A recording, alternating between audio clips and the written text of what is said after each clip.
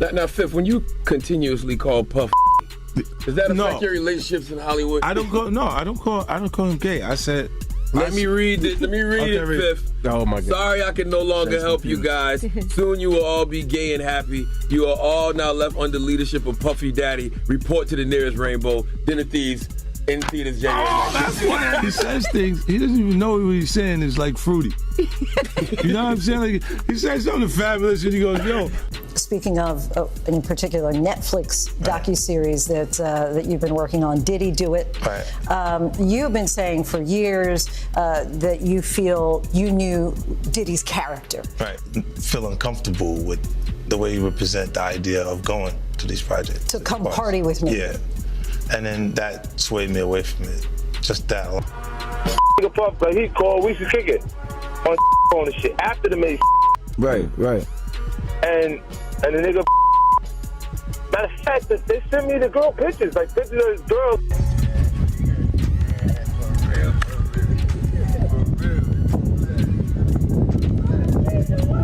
You won't believe the turmoil shaking up the music world right now, because Burna Boy, the global Afrobeats heavyweight, is reportedly raising alarms over a high-profile connection with Diddy that he's now suggesting feels more like a setup than a partnership.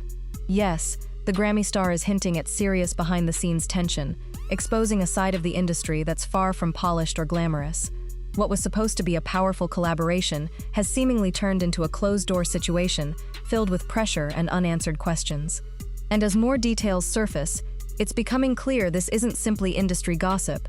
It's a wake-up call that could change how people see the business forever. Isn't it weird that the government was so interested in Diddy's baby oil that they took 1,000 bottles away from his house? If the government took 1,000 bottles of baby oil and somebody had things what appeared to be baby oil, and then you have to listen to the prosecutor. He said that they seized 1,000 bottles what allegedly to be baby oil. Allegedly to be baby oil. So that's telling people that it wasn't baby oil. And people think that that was baby oil, they out their mind. I don't believe it was baby oil. Yo, bro, when they went up in there, they knew what they was gonna find. They knew what was ever in that baby oil or that those bottles that appeared to be baby oil, they knew about that at first. You gotta realize 9 times out of 10, that individual that got caught at the airport, that was supposed to be their carrier, told them what they was doing and what they had. I wouldn't put him past that he told them everything. So when they went up in there, they knew they had to take whatever was out there, and that thing that appeared to be baby oil, they took. Remember when Burna Boy was soaring at the top, Grammy in hand and carrying Africa's name with undeniable force? Rising from Nigeria's breakout sensation to a global Afrofusion heavyweight in record time, delivering hit after hit that reshaped the sound and shook the industry. African Giant sparked the movement, but Twice as Tall cemented his dominance with a historic Grammy win, convincing the world he had it all: fame, sold-out tours, and elite status. Yet, beyond the lights and headlines, the picture wasn't as flawless as it seemed, because even the biggest figures in the game face pressure, challenges, and storms that never make it to the stage. How many of those come back to be baby oil? Bro, listen to me. Costco don't sell that much baby oil. Where you know sell that much baby oil? Yeah, I don't know any store that sell that much baby oil. I know Costco, they came out and said that they don't even sell baby oil. My sentiments exactly. But you personally, right, what do you believe was in the baby oil? If you ever seen a massage parlor being raided and they walking out the people, do they take the massage oil with them when they go? No, they just walk out the people who are being arrested. If you ever seen a person getting arrested and the people being arrested in those brothel houses, Do they take out the stuff in the brothel houses? No, they don't. They take the individuals who are being arrested out the brothel houses. For them to take 1,000 bottles of baby oil, it's like that they did not leave one. They left people there, but they ain't leave not one bottle. Nobody needed no baby oil. So my whole thing about it is that there was something in that other than baby oil. That's why they took all the bottles. And 9 times out of 10, if I would give it a wild guess, it was, and like some of the people told me, it was probably that GHB. What's that? I think it's gamma hydrox.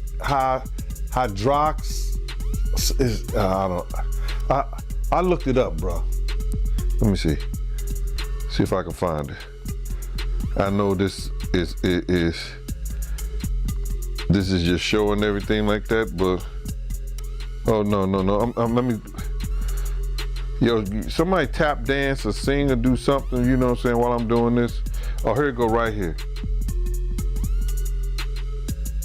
It's gamma hydroxy butyric.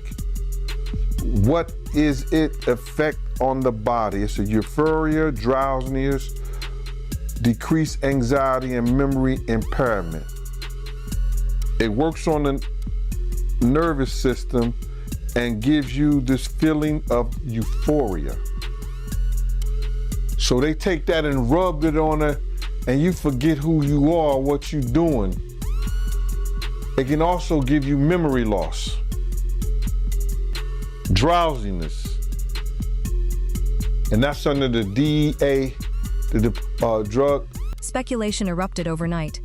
People started asking how someone at Burna Boy's level could suddenly sound unsettled because one moment he was showcasing success, and the next he was posting messages that felt restrictive and uneasy. Fans were left decoding vague statements like scattered clues, sensing something wasn't right until one name shifted the entire narrative. Diddy. What initially looked like a powerful alliance, Afrobeats' dominant force crossing paths with an industry heavyweight, quickly raised serious questions, especially since Burna was already succeeding on his own terms. That's when the cracks appeared, with Burna Boy suggesting creative pressure, limited freedom, and a feeling of being boxed in, as if the spotlight came with unseen restraints, suddenly revealing that success at that level doesn't always come without a cost. No, you want to sit around and pretend to like bitch. That's what y'all do. And then you get these hard Jocelyn. So I'm just like curious. these are the you like half man bitches. No disrespect, but Jocelyn rough. Them shoulders is. And the way she like running up on, I already know she done strapped up on you. Ooh. So, Jack, let me ask you. There's one, some of the shocking things I hear that mean with a harness. Oh. Okay, not a harness. Yeah. So I gotta ask you this. I'm sure somebody's already asked you this, but have you ever been to a P. Diddy party? Yeah, several, many, honestly. And so, can you take us through like what goes on, like when you were there? What did I say when y'all asked me about why was the TD Jakes at the Diddy party? Yeah. What'd I say? Money.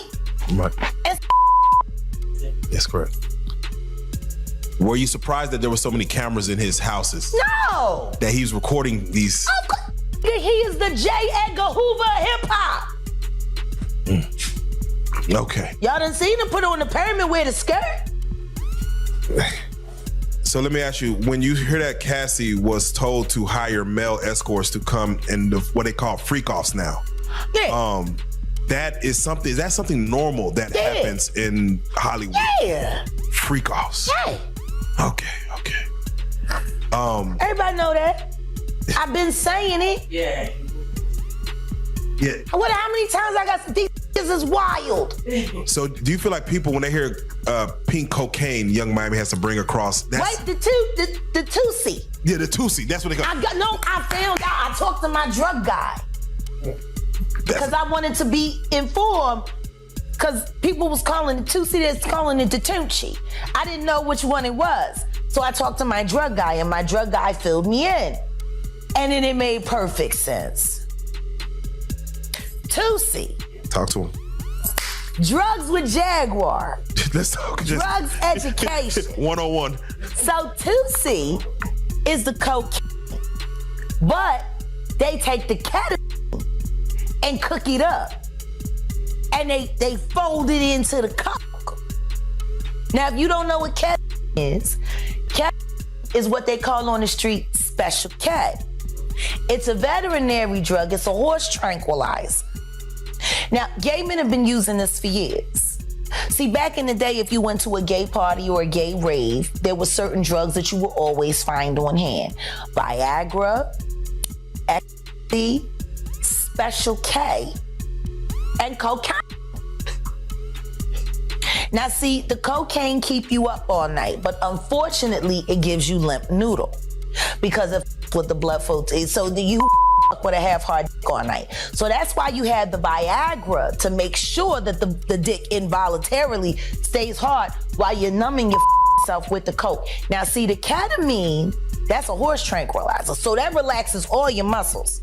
You could get by 80 ton gorillas. You wouldn't feel a thing. So now, your dick is gonna stay hard, you numbed up, and you high. You got the ketamine in you, so you don't feel shit. And then you add the ecstasy to put in the feeling that you've now blocked out, and now you got a part. You might be asking just how serious the situation really is. And the answer is it's far more complicated than it appears. Reports suggest Burna Boy's agreement with Diddy raised major concerns, signaling warning signs rather than a strategic win. On paper, it looked like a bold alliance. Burna delivers the sound, while Diddy provides the industry engine, but behind closed doors, the reality seems far less balanced. The arrangement is rumored to be filled with restrictive fine print, covering everything from revenue splits to creative decisions and touring control, turning what appeared to be an opportunity into a tightly managed setup where freedom was limited and every move came with conditions. Like that, because this is stuff that happened back in the day. And then maybe that if they knew there was gonna ever be a YouTube, or they knew there was gonna ever be social media, a lot of the stuff probably wouldn't have got played out like it did. But things happen, and these are just stories from the past. I would like to use that as, what you call that, just to clear the facts up what's going on. But it all started, we was in Atlanta. And this story starts when I'm with Puff, and he's in exotic bookstores, and he's doing shopping, right? He's shopping, getting his stuff and everything like that. So, you know, this is the first time I was ever in an exotic bookstore with Puff. So, you know, I'm giving him his space. He's taking things off the shelves and stuff like that, because they gave him a brown paper bag. When they gave him a brown paper bag, he was just putting stuff in there. So I said, damn, you know, he got to go put it on the counter and, you know, show everybody what he's getting. So as he's going, I'm just looking at the places where he's picking stuff from. So there's one part he picked up some things from up here on my left side. And then he picked like quite a few of them down. I was like, yeah, okay. He put them in the bag. So when I went by there and I looked up there, and it said butt plugs. And I was like, hey, yo. I was messing with him. Because people don't understand, you know, we was like friends. He was a part of the same gang. So I'm still gonna tease him. I'm still gonna mess with him and everything like that. I could do that. It wasn't just no security thing. So I say, yo, what are you getting this for? And it said butt plugs, and he was like, yo, can I do my shopping by myself? I said, yeah, you can do it by yourself, brother. And he started walking and everything like that. When he got I just waited at the counter. When he got to the counter, he didn't even have to show the guy nothing. He just gave the guy a wad of money. I mean, like, he gave the guy a stack something like this. And Puff wasn't the dude that carried no 20s and no 50s and nothing like that. And I mean, like, he just said, boom. And we walked out the store. So we had to leave Atlanta and go to North Carolina for a show. You understand? And it was him, this rapper, Sarah, and this other girl. We all got on a G5 jet, and we flew to G4 jet, and we flew to North Carolina. So later on that, I think that afternoon, same day, this rapper and him, they all in the room together. You know, it's Sarah, the girl, Puff, and this dude. This Burna wouldn't be the first artist to learn this lesson the hard way, because music history is filled with legends who signed deals that cost them far more than they gained.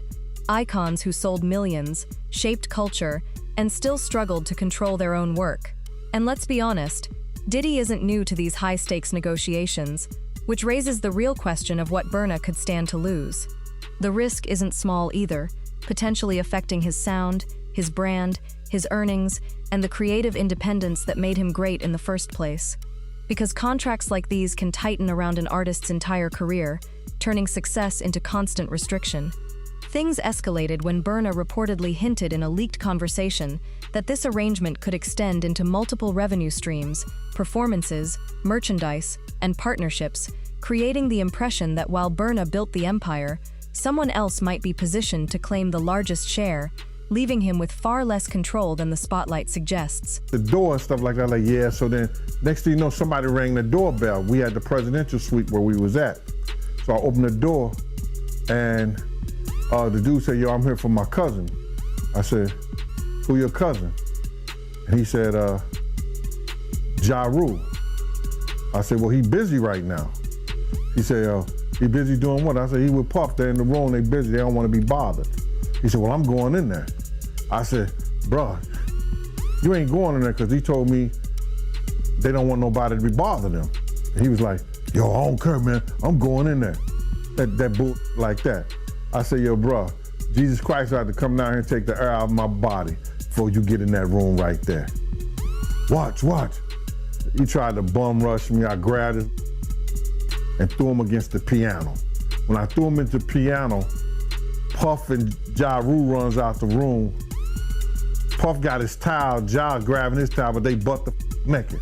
And so then Ja was like, yo, what's going on?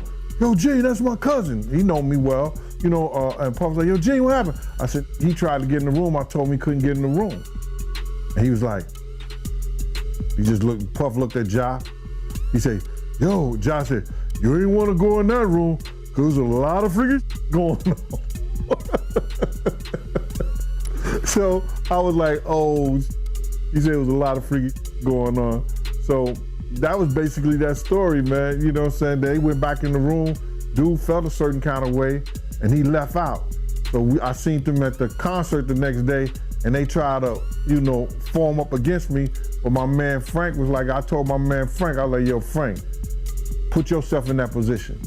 Somebody trying to get in the room, and Ja told you don't let nobody get in the room. What would you do? Now, y'all can do whatever y'all want to do, man, but you know I ain't taking no losses. He said, yo, you good, and that was it. Bruh, when Ja said, you don't want to come up in there, a lot of freaky stuff is going on. You got to use your mind. What they was doing with those butt plugs. With Diddy deeply involved in Burna's orbit, you'd expect nothing but elite moves and non-stop wins. Yet, reports suggest that deal created more disorder than success. It started polished and picture-perfect, with studio moments, high-end outings, and public praise projecting the image of an unstoppable partnership. But once the doors closed, the reality reportedly shifted quickly, with mounting tension, clashing creative directions, and serious disagreements over money and control. What looked like a powerhouse alliance on the surface began to resemble a pressure cooker behind the scenes. And before long, the glossy image cracked, proving that not every high-profile collaboration survives once the real work begins. You have enough money to He check. put the boots to that girl. She's supposed to be a good bitch. No matter who she with. All the time he putting the groom in her. Of course he thought it was still gonna work. He thinks he's God. That ain't doing shit. Raped the fuck out of that bitch, put the boots to her last time I seen her. Her and her trainer, boyfriend, husband. I don't get no. So you hear about stories of Diddy like shooting people, blowing up cars. Yeah. Is he this gangster that behind the scenes that is that him or is that people Shout around out to Wendy Williams, the first woman to uncover the homo thugs. That's what these down low bitches was called when Wendy first started talking about it in the 90s, the homo thug. She talking about Diddy. And then what's the stuff that's happening with Wendy Williams? Do you think this is all connection too? Of course. They've been waiting. He's been waiting. He was waiting for Kim. Remember? He was waiting. The casket was ready. She was literally casket ready. Some people are saying the whole Wendy Williams documentary that she's pretty much allegedly playing this way to keep herself safe from him, from any unaliving. It's been working for Orlando Brown. Why wouldn't it work for Wendy? To play crazy. Why wouldn't it work? Hey, no. Hey. The oosh gosh whoosh wash. Orlando's brilliant. Right. Yeah. Y'all spent time with him. We did. Yeah. He's highly intelligent. Yes. Imagine what it's been like to wear this character for this long. No. I can only... That he does is a character. Actually, the shit he does online is the best acting he does. Is he speaking truth? Of course he is. You know? We seen Quiet on set. Major pain in his ass. Literally. Since he was a kid. Man. And then eating milk around. Talking about expensive pain. No. In his ass. Wait, this is Philly you're talking about now. Wait a minute, Jack. Me. Wait a minute. He's a Fruit Loop. He Diddy 5. This is Philly. He's a deep fried period. He Diddy 5. He Diddy fried. He the Diddy do our bop. Me. Real rap. You think that audio that they put out was real? Yeah, that was him. Nicki put that out there. That Nicki recorded that at the off in the Calabasas. She been waiting to drop that shit on Meek. She just wasn't gonna tell nobody it was Diddy. But now that Diddy out there, why not? So then who's the guy who's claiming he recorded it? Oh, somebody that got paid? Yeah, he said like I was standing somebody outside the door. that got paid. Yeah. Just like it wasn't seminal fluid that Justin Bieber was wiping away from his mouth when he brought his face up from Odell Beckham's groin in a club with Trey Songz on the lookout. The images are there. Diddy 5. Let's break down the power play. Because while Diddy stands as an industry giant with deep connections and decades of leverage, Burna Boy brings something just as dangerous: pure creative fire and a global fan base that moves with him in real time. On paper, it looked like a bold clash of titans, but fans quickly sensed something wasn't right when Burna's sound began to shift in a way that felt less like evolution and more like dilution, as if his originality was being reshaped to fit someone else's mold. The pressure started leaking through, interviews felt tighter, the energy dimmed, and the confidence that once roared now sounded restrained, like momentum being held back mid-stride. What started as a headline-grabbing collaboration quietly morphed into a behind-the-scenes struggle over music, image, and control. And as the tension grew, it became clear he wasn't chasing hits anymore. He was fighting to protect his voice, while the silence around him made the cost of the game impossible to ignore. They saw what he did to Cassie. With the kicking, the punching. They saw what they did to Cassie. They know did nobody in America like that. So now, these people are represented by a brand. Whether it's something about the music, clothing, movies, they not gonna come out and speak on nothing that has anything to do with them, and they praying that they not on the tape doing crazy stuff, being oiled up in the whole 9 yards. They praying. So until the feds say, hey, yo, listen here. We got you on, hey buddy, we got you on this tape, and girl looked like she was pretty young. We're not gonna show it, but we need you to come and testify against Brother Love, P. Diddy, Puff Daddy, you know, Sean Combs. That's when they're gonna start talking. And they're not gonna be talking in his favor. When the feds come to them and show them what they got on tape, because if he had 250 tapes all over, 250 cameras all over the house, somebody got caught stealing a cookie out the cookie jar. It could be your favorite pastor. It could be your favorite politician. But they didn't think they was being watched, and Brother Love was watching. Yeah, I mean, TD Jakes, he haven't even came out and said anything. And him and Diddy was real cool. Amen. Amen. Yeah, man. And I know the people in the congregation over there is shaking in their boots because this man then led them probably, allegedly probably led them to damnation, because those people's hearts are gonna be broken if that man is seen on those tapes doing anything. Because people always put their faith in the pastor instead of putting their faith in God. And what they need to do is understand that he's just a man. And he has a history. It's not looking too good for him. So you feel like celebs are worried that they might be on tape? Oh, they know. That's why they ain't speaking up or saying nothing.